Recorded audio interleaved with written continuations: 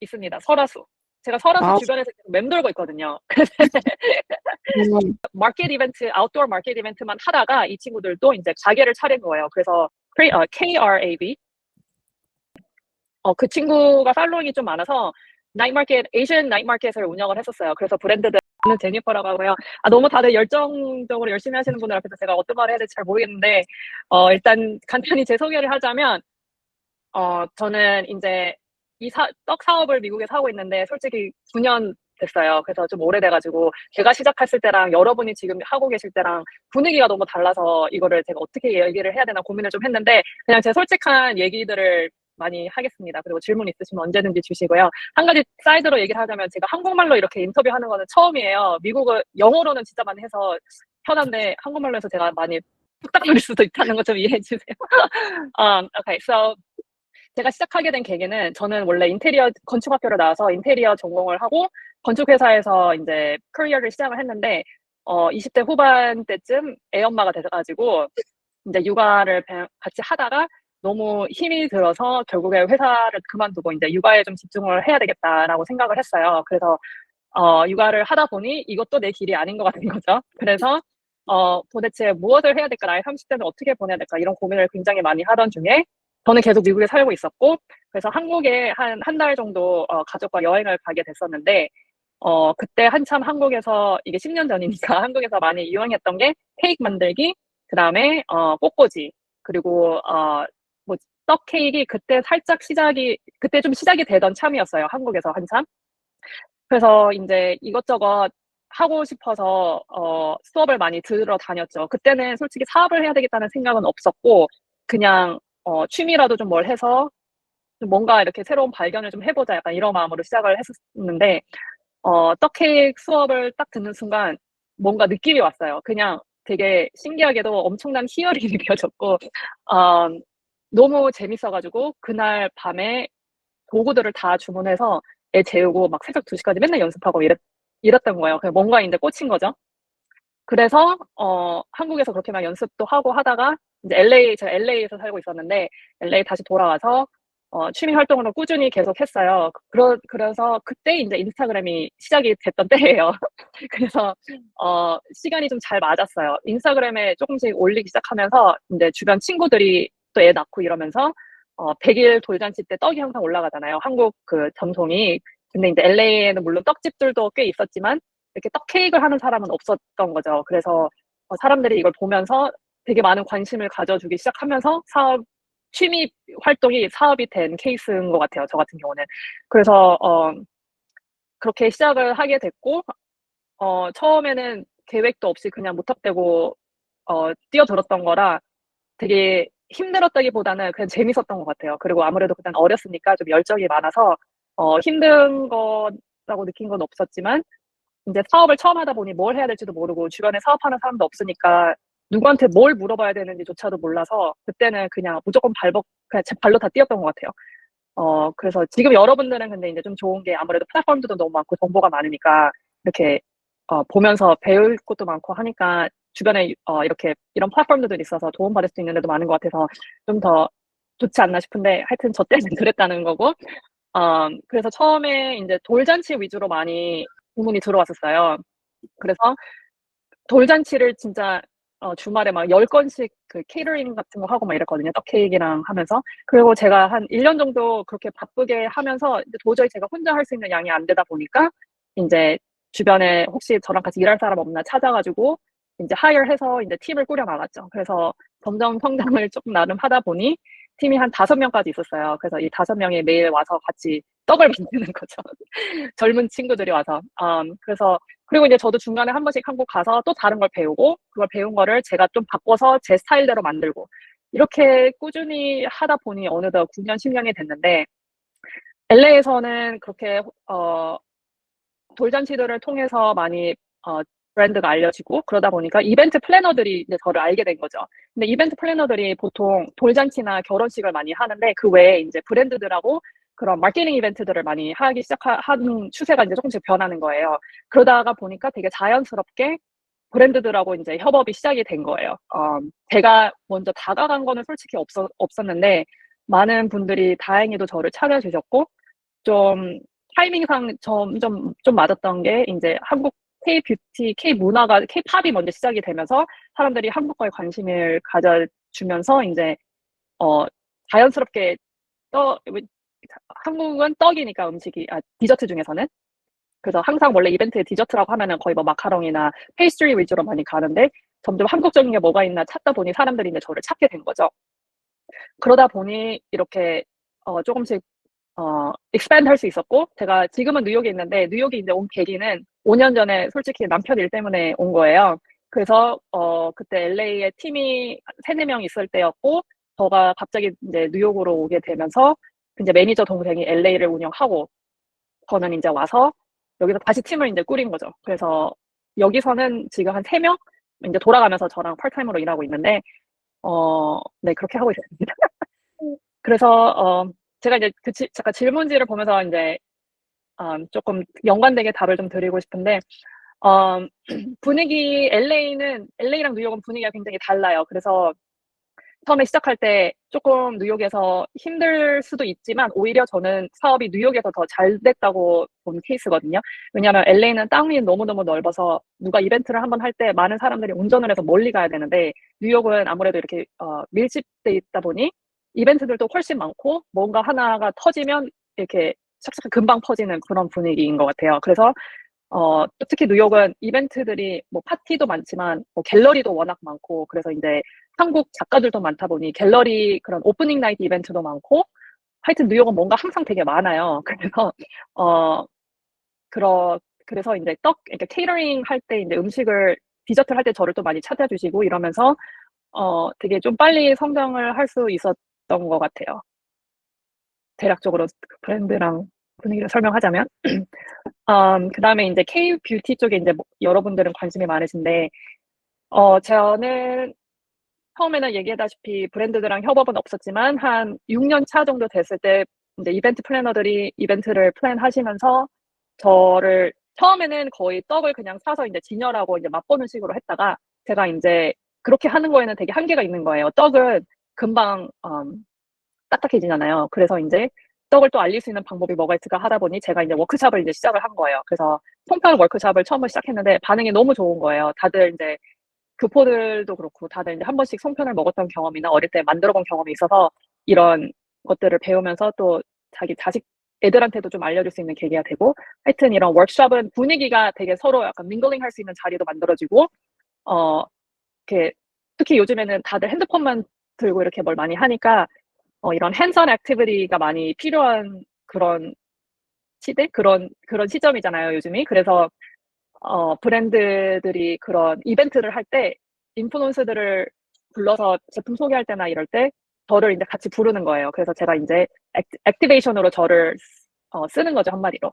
그러면서 그렇게 이제 저랑 뭐 송편 만들기나 뭐 바람떡 만들기나 그런 이벤트들을 껴서 브랜드 제품을 소개하는 그런 이벤트들이 점점 많아지고 있어요, 뉴욕은 특히. LA도 조금씩 많아지고 있지만.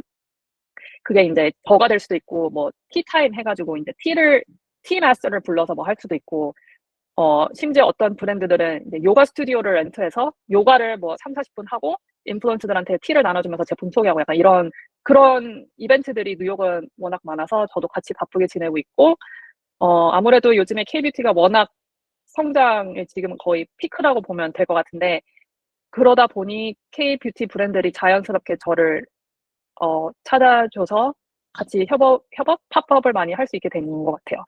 운이 좋은 거죠, 솔직히 저는. 왜냐면 다행히도 경쟁자도 없고, LA에서는 경쟁자들이 좀 많았는데, 제 사업 같은 경우는 워낙 노동이 많이 들어가는 일이다 보니 많은 사람들이 3-4년 하고 그만두시더라고요. 근데 저는 포기하지 않고 팔목이 아프지만 끝까지 자꾸 계속 되게 좀 밀고, 약간 한 번 파면 좀 끝까지 가는 스타일이라 그게 많이 도움이 됐던 것 같아요. 그래서 그러다 보니 계속 지금까지 하고 있습니다. 혹시 질문 있나요? 제가 이제 음, 조금 더 아래로 내려가 주시겠어요? 그 질문지 제가 조금 더 얘기를 드릴 수 있는 게, 그래서 음, 인플루언서들하고 워크숍 같은 것들이 아마 많이 궁금하실 것 같은데, 보통, 그런 인하우스 브랜드 마케팅 팀에서 연락이 오는 경우도 있고, 브랜드들이 작으면 에이전시를 껴서 이제 이런 이벤트들을 하거든요. 그래서 이제 에이전시들이 이제 저를 부를 때도 있고 하는데, 인플루언서들은 요즘에는 그 K뷰티 이렇게 제가 브랜드 이벤트 했을 때 보면 인플루언서들이 이제 정말 다양해졌어요. 예전에는 처음 시작했을 때는 그 보면 되게 교포 친구들이 많았는데 요즘에는 진짜 인종이 너무너무 다양해졌고 심지어 제가 워크숍을 저도 한 달에 한 번씩 이제 장소 빌려서 워크숍을 요즘에 하는데 예전에는 거의 90%가 한국인이었다면 지금은 30%가 한국인이 20%만 한국인이고 나머지는 다 외국 분들인 거예요. 유럽 사람, 뭐 흑인 분들, 뭐 스페니시 사람, 멕시칸 분들 뭐 정말 다양해서 그리고 심지어 그런 분들이 오시면 한국말 또 잘해요. 그래서 진짜 놀래거든요. 그만큼 한국에 대한 관심이 진짜 높은 거는 제가 항상 여기 생활하면서 많이 느끼고 있는 거는 사실이고, 인플루언서들은 보통은 이제 뭐 뷰티 브랜드 하는 사람들이 거의 대부분인데 요즘에는 뷰티 갖고는 이제 인플루언서들도 보면 약간 한계가 있는 것 같더라고요. 그래서 라이프스타일로 많이 옮겨가고 있는 거는 맞는 것 같아요. 그래서 뷰티를 하면서 라이프스타일로 많이 가고 제가 또 요즘에 트렌드를 보면 라이프스타일에서 그치는 게 아니고 이제 웰네스로 가는 거예요. 그래서 건강이 정말 중요하고 longevity 를 한국말로 어떻게 표현해야 될지 모르겠는데 그 오래 사는 건강하게 오래 사는 약간 그런 거에 대한 관심이 진짜 많고 또 한국이 그런 걸 많이 밀잖아요. 일단 외적인 것부터 시작해서 그래서 요즘에는 인플루언서들이 점점 웰네스 쪽으로도 진짜 많이 가고 있는 것 같다고 저는 느끼고 있습니다.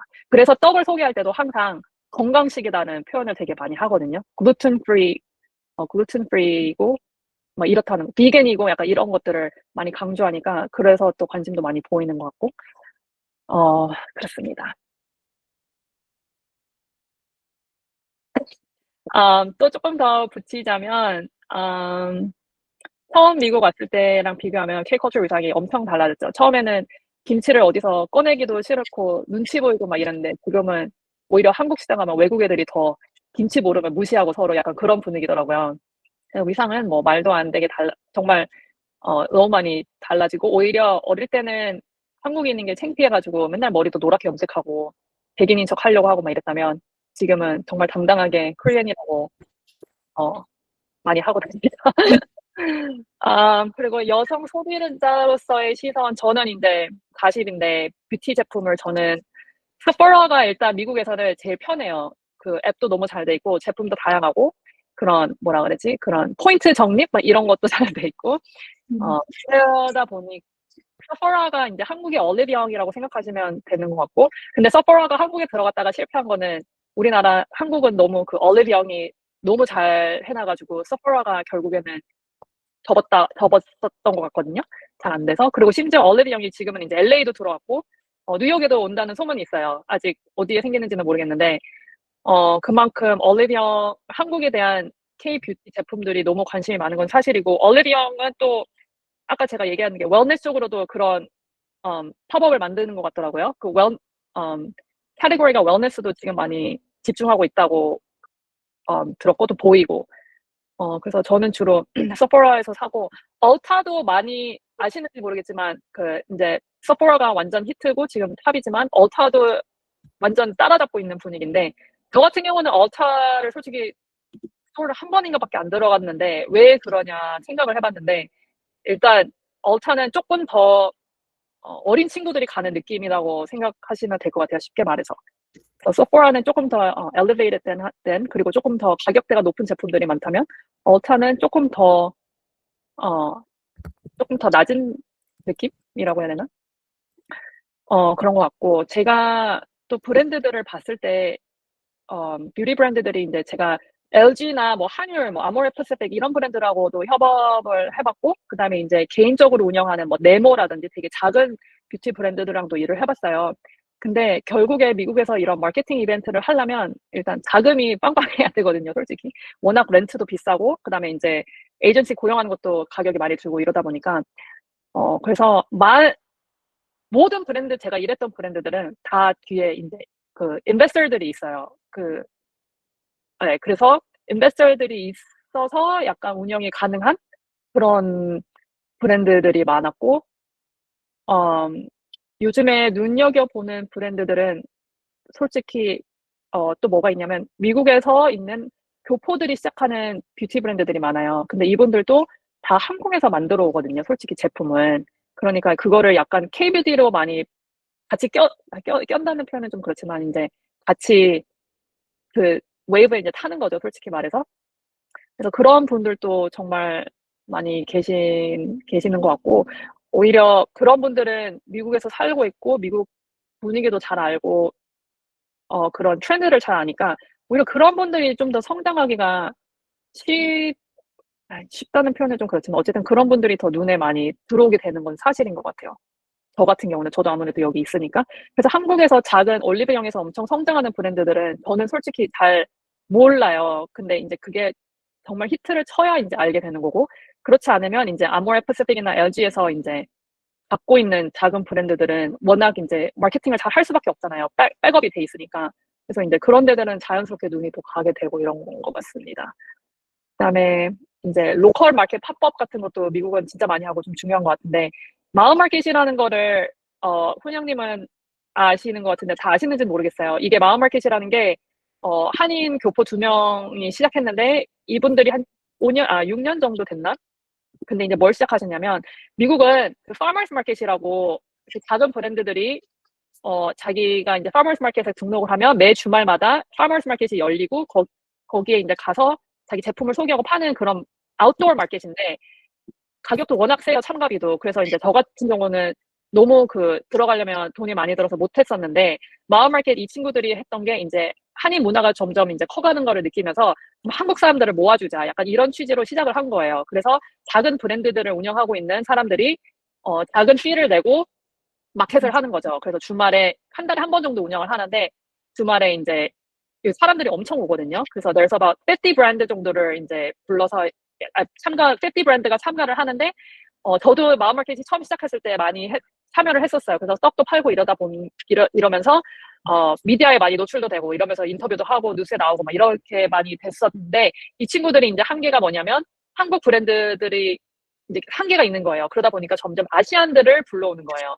그래서 이제 메이커스 마켓 이벤트라고 해서 이제 주얼리 하는 분들, 뭐 향수 하는 분들, 뭐 세라믹 하시는 분들, 원래 한국인들만 참여를 할 수 있었다면 이제는 그냥 아시안이면 다 등록해서 이제 참여할 수 있는 거가 되고, 거기에 오는 손님들은 정말 다양해요. 연령층이 어린 친구들부터 나이 많으신 분들까지. 그래서 그렇게 마켓 이벤트, 아웃도어 마켓 이벤트만 하다가 이 친구들도 이제 가게를 차린 거예요. 그래서 이제 물건 팔고 싶은 소규모 브랜드들이 이제 거기다 진열해놓고 물건을 파는 건데, 오렌지 카운티, LA 쪽에 스토어 2개 있었는데 하나 닫고, 뉴욕에도 지금 스토어가 있는데 아마 제가 알기로는 이번 달에 닫는 걸로 알고 있어요. 그래서 이 친구들은 이제 LA, 샌프란시스코, 뉴욕에서 이렇게 뭐 분기별로 이벤트를 하고 있는데, 이 친구들의 목표는 도시마다 이제 각각 다른 도시들을 트래블하면서 거기서 이제 마켓을 운영하는 게 their goal, what they're going for this year.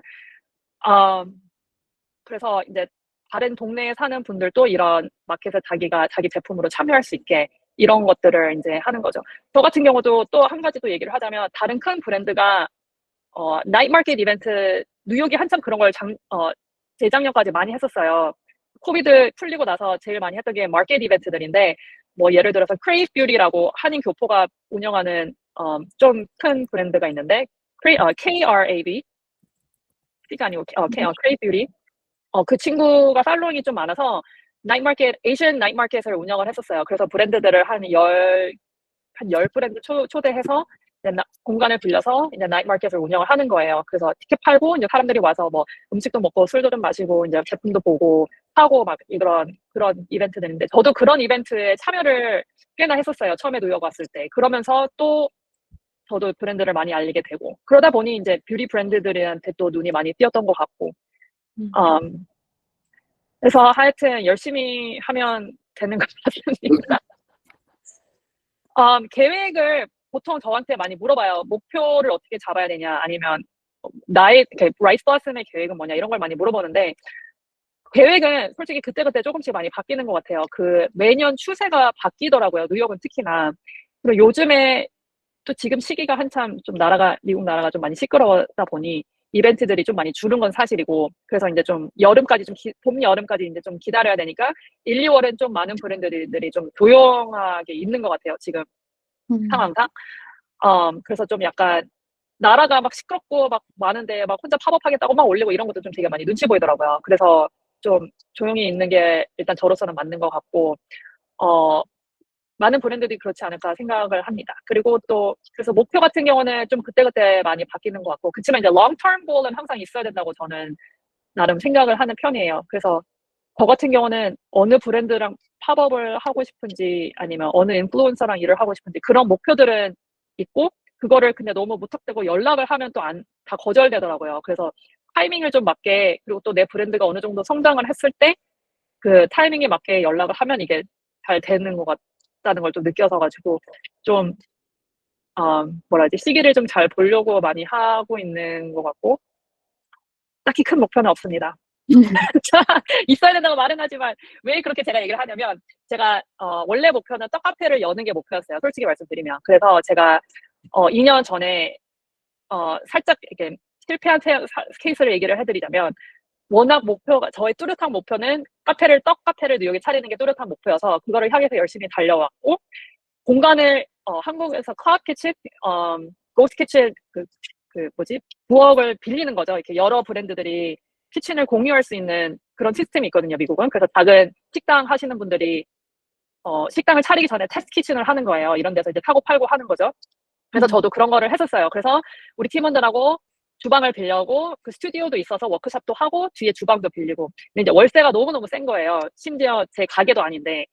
그렇게 1년을 운영을 했다가 접었거든요.